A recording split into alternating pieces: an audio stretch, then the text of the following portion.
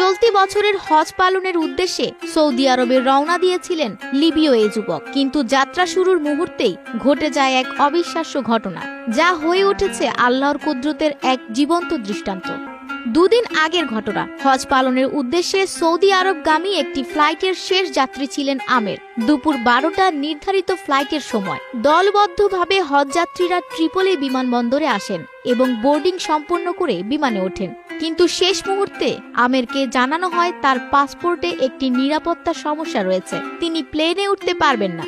নিরাপত্তা কর্মকর্তা একরাশ দুঃখ প্রকাশ করে বলেন, সবই আল্লাহর ইচ্ছা, হয়তো এবার হজ তোমার ভাগ্যে নেই। কিন্তু আমেরের জবাব ছিল অবাক করা। তার মুখে ছিল দৃঢ় বিশ্বাস ভরা জবাব, ইনশাল্লাহ প্লেনটি উড়বে না, আবার আসবে। আমার নিয়ত হজ, আমি অবশ্যই যাব।